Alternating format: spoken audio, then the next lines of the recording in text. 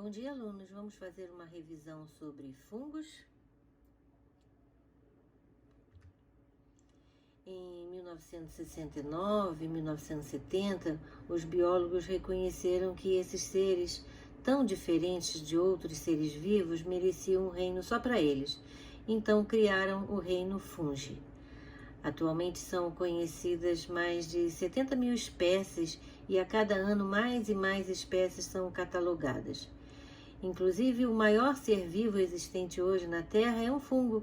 Ele fica nos Estados Unidos e ocupa uma área de 6 milhões de metros quadrados e estima-se que ele tenha entre 400 e 1000 anos.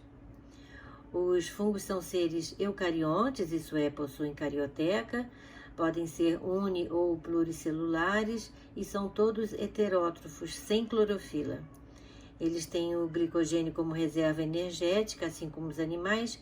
A maior parte tem parede celular complexa e constituída de quitina, que é a mesma substância que é encontrada no exoesqueleto de artrópodos. Os fungos constituídos de filamento, esse conjunto que compõe o talo é denominado micélio. E as unidades individuais são as hifas, que podem ser cenocíticas ou hifas septadas.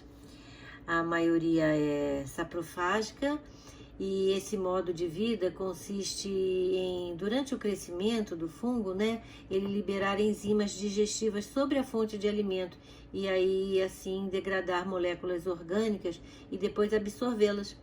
E ele é o responsável pelo apodrecimento de diversos materiais por esse motivo. Mas também existem fungos parasitas que causam doenças, que são chamadas as micoses, em animais e também em plantas. Para que um fungo se desenvolva, é necessário que exija água ou pelo menos umidade no ambiente. Por isso, os fungos terrestres vivem sempre em locais úmidos e sombreados. E quanto à reprodução? Bem, eles podem se reproduzir assexuadamente ou sexuadamente. Na reprodução assexuada, não há fusão de núcleos através de mitoses sucessivas. A fragmentação do micélio vai originar novos organismos. Além do processo de fragmentação, a reprodução assexuada dos fungos ocorre por meio de brotamento e também da esporulação. As leveduras, como Saccharomyces cerevisiae, que é chamado fermento de padeiro, se reproduz por brotamento, que também é chamado de gemulação. Neste caso, os brotos geralmente se separam das células, não se separam, desculpe, das células, e originando assim cadeias de células. Muitos fungos se reproduzem assexuadamente por esporulação, com a formação de células haploides que são dotadas de paredes resistentes, que são denominadas esporas. Um exemplo de fungo que sofre esporulação é do gênero Rhizopus, que é o responsável por estragar frutas, por exemplo. Já na reprodução sexuada, que se dá pela fusão dos núcleos celulares haploides, há a formação de um zigoto diploide, que se divide por meiose para formar células haploides que se diferenciam em esporos.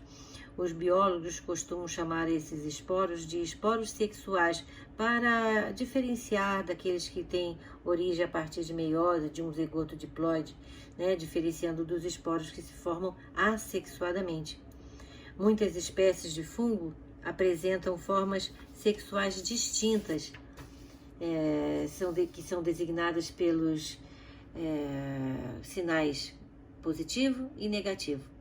E isso quer dizer que nesses fungos existem duas formas fisiologicamente distintas de micélio, sendo que um tipo positivo só pode realizar reprodução sexuada com o tipo negativo e vice-versa. A reprodução sexuada dos fungos começa pela fusão de hifas, que a gente denomina de plasmogamia, e depois ocorre a cariogamia, que é a fusão dos pares de núcleos haploides, originando os núcleos zigóticos diploides. E aí, então, este se divide por meiose e dão origem aos chamados esporos sexuais. Os fungos são muito importantes tanto na degradação da matéria orgânica na reciclagem, né, de nutrientes, e assim devolvem ao ambiente elementos químicos que estavam presentes nos restos dos seres vivos. Eles são, portanto, fundamentais ao equilíbrio da natureza. Entretanto, essa mesma atividade tão importante, né, decompositora, pode ter um aspecto negativo, já que os fungos causam apodrecimento de roupas, de dormentes das madeiras de estrada de ferro, né, objetos de couro, né, como sapatos e bolsas, por exemplo, né. Na alimentação, os fungos têm grande importância na produção de bebidas alcoólicas, como cervejas e vinhos. E eles também participam da produção de queijos, por exemplo, o camembert e o roquefort. E desde 1920, os fungos são usados na indústria farmacêutica, na produção de antibióticos. Mas existem fungos venenosos e aqueles que produzem substâncias de efeito alucinógeno, como, por exemplo, a ergotina. Os fungos também formam associações de mutualismo com raízes de plantas leguminosas, que são aquelas plantas que produzem o fruto do tipo legume. Nessa associação, o fungo consegue carboidratos para sua alimentação e, em troca, ele aumenta a capacidade de absorção de seiva bruta, né, água e sais minerais pelas plantas. E essa associação se dá o nome de micorrizas. E também formam os chamados líquens, em que se associam às algas, e onde as algas fazem fotossíntese e dão alimento para o fungo, e o fungo, por sua vez, contribui dando proteção à alga e mantendo-a em um ambiente úmido e favorável à sua vida.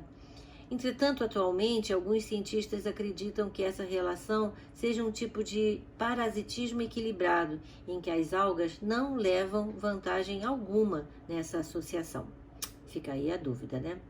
A verdade é que essa grande capacidade dos líquens de sobreviverem em ambientes áridos faz com que eles sejam os pioneiros na colonização de novos ambientes e assim criam condições para que outros seres vivos se estabeleçam naquela região depois, tá bom?